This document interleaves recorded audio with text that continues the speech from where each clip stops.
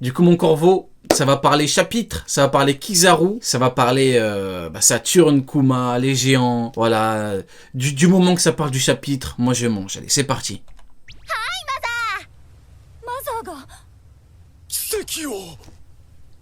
いいえ、私ではありません。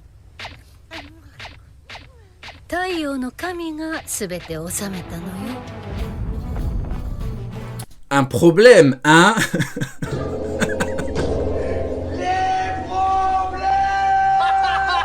De taille. C'était en 1999, dans un petit jardin, Keiichiro Oda dessinait la rencontre tant inattendue entre Monkey D. Luffy et des géants. Nous sommes au chapitre 116 de One Piece et nous faisons la rencontre de Dory et Brogy. 25 ans plus tard, il est l'heure des... Dory et Brogy qui, bien évidemment, sont nos frères à tous. Pour deux choses. Bah déjà, au-delà de Little Garden, déjà ils viennent sur Egghead.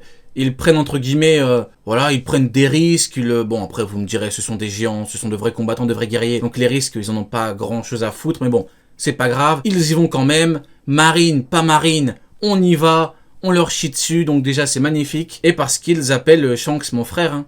Donc encore une fois, vous voyez, hein, quand on choisit bien son camp, voilà, Dory et Brogy, la famille. Regardez-les les mecs, deux patrons.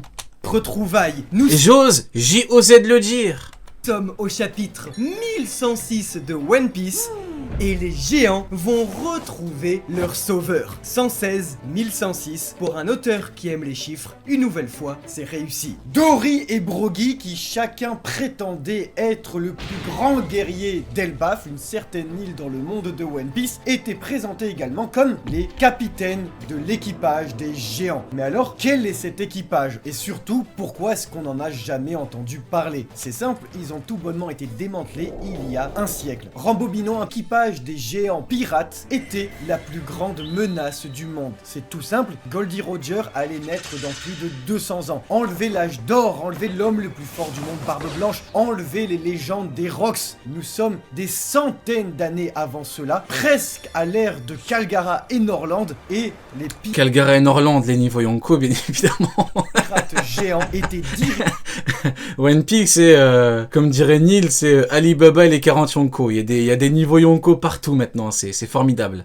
par deux têtes d'affiche, Barbe Cascade et Barbe Montagne. Jarl et Yorl. Parce qu'un géant vit environ 400 ans, c'est quand même très important de le dire, après plus de 100 ans de terre. Terrifiant.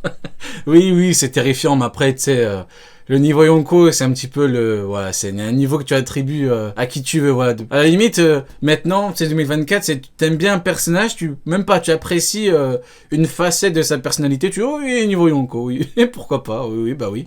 Erreur sur la mer, Jarl et Yorl décident de partir en retraite et laisser leur place à deux fringants géants, Dory et Brogy, nouveaux capitaines de l'équipage des géants. Cependant, après plusieurs années à naviguer sur les mers, les deux capitaines et leur équipage entier s'arrêtent sur une petite île. Sur les lieux, ils rencontrent la petite Yuki qui leur dit « Mais vous êtes bien forts tous les deux ». Après, vous me direz, si on est honnête 2 minutes...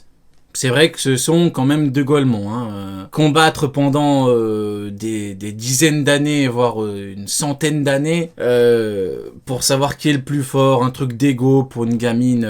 Voilà, on les aime, on vous aime bien, mais justement parce qu'on vous aime bien, il faut qu'on vous dise la vérité. Voilà, parce que c'est pas parce que on apprécie des personnages ou des gens qu'il ne faut pas leur dire la vérité. Et pour le coup, ils sont quand même vachement bêtes. Ça, on est dans de l'ordre du factuel, je pense. Ça, c'est puisque les deux guerriers étaient en train de chasser le roi des mers. N'arrivant pas à se départager, les deux décidèrent de se la régler au combat, parce que là d'où ils viennent, au royaume d'Elbaf, on dit que le plus fort, c'est celui qui a raison. Alors, il y a 100 ans, l'équipage tant redouté des géants d'Elbaf... Le plus fort, c'est celui qui a raison. ...a été démantelé, puisque leur capitaine... Ah... C'est bien une chose qu'il faut savoir, c'est que Kizaru n'aura alors jamais raison. Hein. Ça c'est sûr. Hein. S'entendre, ont décidé de régler leur compte sur une petite île nommée Little Garden où ils vont chaque jour se la donner.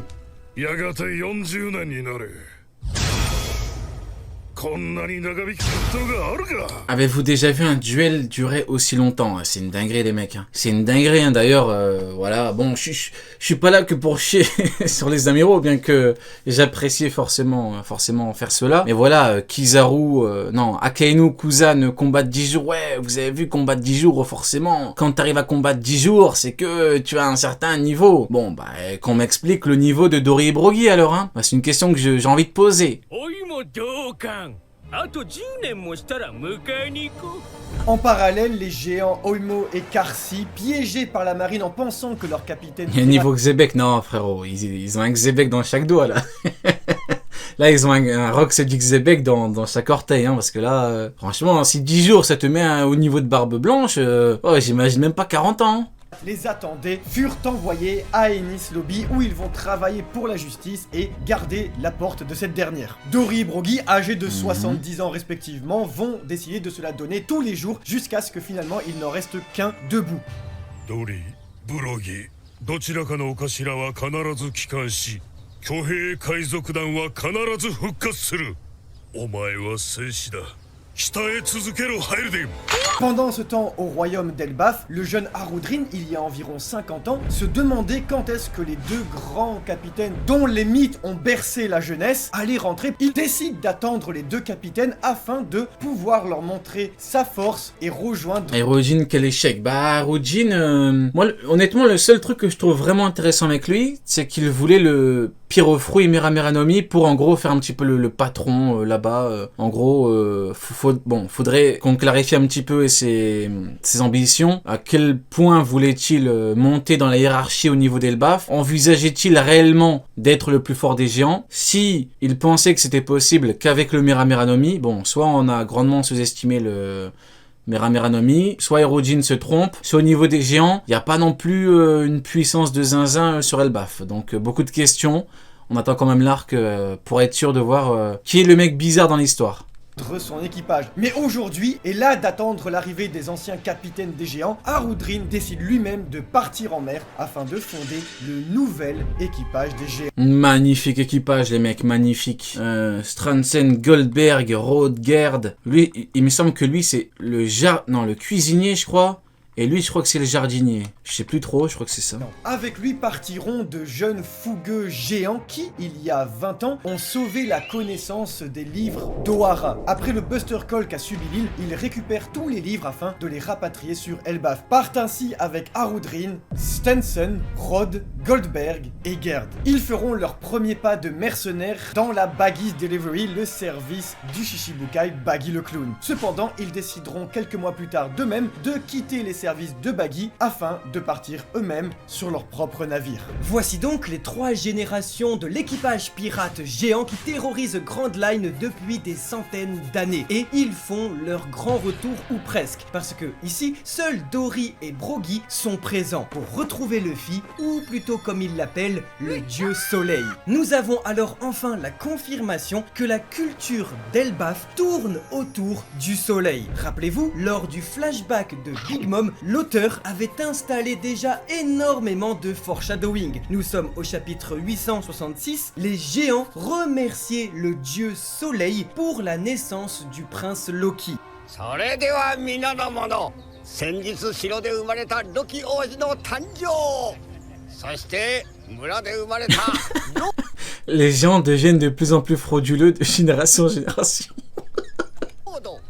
T'es trop un bâtard. 子供たちの成長を太陽に感謝して感謝して De plus, nous apprenons que Elbaf fête tous les ans le solstice d'hiver, qui, je cite, célèbre la mort, mais également la renaissance du soleil. Le lien est tout de suite fait avec l'éveil de Luffy sur Onigashima, qui meurt contre Kaido, puis qui ressuscite. Un peu plus tard, au chapitre 867, après l'incident de Charlotte Lénine sur Elbaf, Mother Carmel, grâce à son fruit du démon, décide de transformer les flammes en Pandora, et et ainsi créer son tout premier Omise, un soleil. Les géants croiront donc en un miracle, ce à quoi Mother Carmel, manipulatrice, utilisera la culture des géants en leur disant c'est l'acte du dieu soleil. Elle n'était pas obligée de transformer les flammes en soleil et pourtant elle l'a fait pour les manipuler. Juste après, Jarl dira à Big Mom qu'elle ne mérite plus de prier le dieu du soleil. Enfin, aujourd'hui, des années plus tard, Dory et Broggy sont de retour. Voilà, ils sont là les méchants. Ils sont là les Grinch. D'ailleurs, ça aurait pu être l'équipage de Barbe Noire. Beaucoup parlé également de la flotte. Voilà, ça avait donné 1001 noms. Et moi, honnêtement, je suis quand même extrêmement content que ce soit eux. Hein. Je suis content parce que déjà, ça fait plaisir de les revoir. Hein. C'est la famille, encore une fois. Voilà. Et puis en plus, voilà, ils viennent pour chier sur la marine. Enfin, regardez leur visage, quoi. Regardez comment ils rigolent, comment ils rient, comment ils sourient, comment ils se moquent. Ils sont là en mode, voilà, il faut encore une fois passer la marine pour pour ce qu'ils sont, c'est-à-dire des clowns. Et en fait, ils font ce qu'ils savent faire de mieux, hein, le ménage. Hein. Voilà, on attend de Dory et Broggy qu'ils fassent le ménage, et voilà. Hein. De toute façon, honnêtement, que ce soit la flotte ou que ce soit eux, bon, la flotte, les mecs de la flotte sont plus appréciés, mais voilà, venir se moquer et chier sur la marine, franchement, moi, je suis content, hein. Je suis voilà, extrêmement content, c'est très bon. Pour chercher Luffy qu'ils appellent le dieu soleil. Preuve que Elbaf est au courant depuis le début pour Nika. En effet, la terre des géants, Elbaf, et celle des samouraïs Wano Kuni sont les deux seuls pays de tout Grand Line à vivre en autarcie. Ils ont fermé leurs frontières depuis bien longtemps et se suffisent de leur économie. Pizarro les one shot, oui, mais on n'est pas dans ça. Voilà, c'est pour ça que j'ai dit que Dory et Broggy, ce qu'on leur demande, c'est de faire le ménage. C'est pas des mecs, c'est pas des mecs qui sont censés venir et genre tabasser Saturne, tabasser Kizaru. Quoique bon, même si personnellement j'aimerais bien avoir un petit coup de hache sur le gros crâne de Kizaru pour rire un petit peu. Mais c'est pas des mecs qui sont censés venir combattre un contre un, voilà, c'est des gens qui sont venus pour faire le ménage. Et qu'ici, sur il en faut, hein. Concrètement, il y a beaucoup de navires, voilà, tu te salis pas les mains. En fait, c'est comme Shanks avait fait, il a dit débarrassez-moi du navire de Kid, hop, ils ont fait le ménage pour Shanks. Voilà, ils ont fait ce qu'on attendait d'eux, magnifique. Ils ne font aucun échange avec le reste de l'océan et surtout pas le gouvernement mondial, ce qui a permis aux deux nations de prospérer au sein même de leurs frontières et donc de protéger leur savoir, tout comme les samouraïs ont donc protégé c'est la team, voilà quoi. génération en génération la taille des poneglyphes. Du côté d'Elbaf, il semblerait que depuis le début, tout tourne autour du soleil, autour du culte de Nika. Ainsi, les boucaniers, pas très éloignés des géants par leur taille, semblent donc être persécutés par le gouvernement car ne vivant pas sur Elbaf. Comme le gouvernement n'a jamais osé attaquer Wano Kuni et Elbaf car craignant la puissance des samouraïs. Qui n'a jamais voulu taper les trucs. Jamais osé gouvernement car ne vivant pas sur Elbaf. Comme le gouvernement n'a jamais osé attaquer Wano Kuni et Elbaf. Eh oui, c'est vrai, effectivement. La marine toute puissante depuis plus de 800 ans n'a jamais voulu chercher des noises à Elbaf. Bizarre. Pour un camp qui comporte des dizaines de niveaux Yonko, bon, là pour le coup on peut parler de 1 contre 1, bon, voilà. Tu t'en ramènes 3, Elbaf, t'as une armée de gens, ils vont rien leur faire, hein, concrètement. Si ils n'y vont pas, voilà, parfois il faut savoir se poser les bonnes questions, et peut-être qu'on aura les bonnes réponses. Pourquoi la marine refuse catégoriquement d'y aller? Peut-être qu'ils ont peur de se prendre des petites fessées, quoi, parce que concrètement, on sait pas, et puis peut-être que ils sont totalement dans l'ignorance, hein.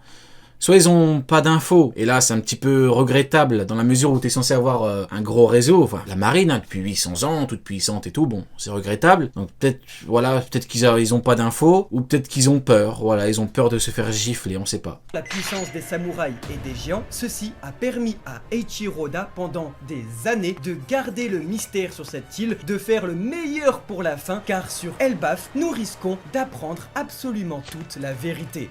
Il a dit de toute façon Akainu à Kizaru, hein, il a dit Kizaru, les samouraïs on sait pas de quoi ils sont capables, hein. Bon, vous me direz là-bas, il y a Kaomatsu. Donc, en faisant un certain raccourci, on peut dire que Akainu a peur de l'infâme Kaomatsu. C'est un raccourci que je ne ferai pas. Si vous voulez le faire, je n'ai rien à dire là-dessus. Mais voilà, on l'a vu, il était effrayé. Il a dit Kizaru, attention, les samouraïs, on sait pas y a quoi là-bas. Parce que je pense que Oden effrayait Akainu. Je pense que ce que dégageait Oden, ou plutôt ce que représentait Oden en termes de puissance, et on en revient encore une fois là pour le coup à la puissance 1 contre 1, je pense que ça l'effrayait, et vous me direz c'est normal. Au début, le gouvernement tente d'effacer l'histoire et la Quand on a les pieds sur terre et qu'on comprend qui est Akainu dans le monde en termes de hiérarchie, on comprend pourquoi il aurait peur d'attaquer un pays où il y a quelqu'un comme Oden.